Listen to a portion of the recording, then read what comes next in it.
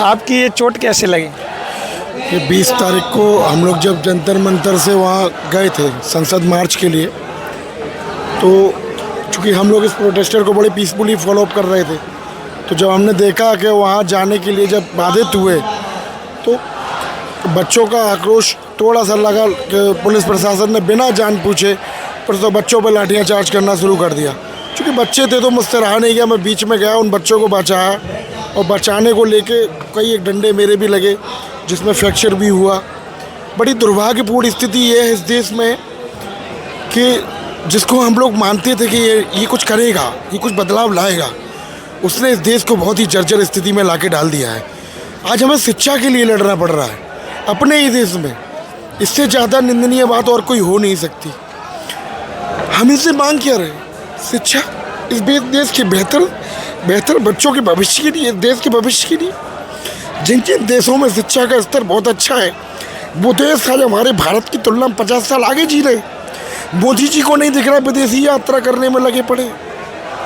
उनको समझना चाहिए ये बहुत इतनी विडम्बना इस देश की आज हम लोगों को फेस करनी पड़ी। यहाँ भी ट्रकों के हिसाब से पत्थर भर के वहाँ रखे गए। हम लोगों को अगर पत्थर लाने होते तो 30 दिन पहले लाते, जब से प्रोटेस्ट शुरू हुआ था। हम लोग 30 दिन से लगातार यहाँ पीसफुली प्रोटेस्ट कर रहे हैं, कभी कोई बात नहीं हुई।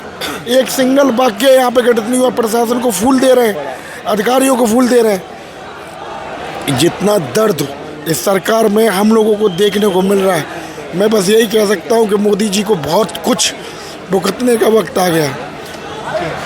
ये चीज़ें कहीं ना कहीं दर्द भी झलक रहा है। बहुत आप समझ नहीं सकते, मेरी इतनी पीड़ा है कि मैं धन्यवाद देना चाहूँगा इस देश का यूथ का, जो अपने सीने में शहीद भगत सिंह, सुखदेव, राजगुरु की छवि रखने के बावजूद भी अहिंसा पूर्वक गांधीवादी मार्ग पर चलकर अपनी बात रखना चाह रहा है। तुम लोगों को शर्म नहीं आ रही है? इस दिल्ली पुलिस को शर्म नहीं आ रही? उसकी आने वाली जनरेशन के लिए तो किया जा रहा है ये सब कुछ, इस देश के भविष्य के लिए तो किया जा रहा है।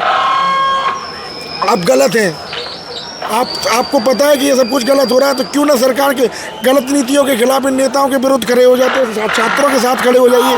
छात्र वहाँ डंडा चलाने थोड़ी जा रहा है, पीसफुली अपनी बात रखना चाह रहा है, उसे रखने का मौका देना चाहिए।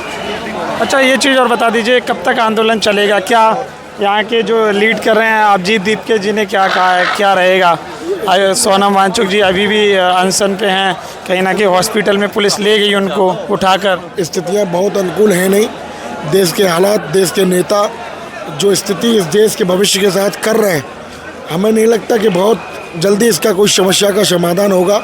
लेकिन ये प्रयास है हम लोगों का कि वो लोग हमारी बात माने और स्टूडेंट्स के लिए, इस देश के बेहतर भविष्य के लिए, बेहतर शिक्षा के लिए बेहतर निर्णय लेने का काम करें।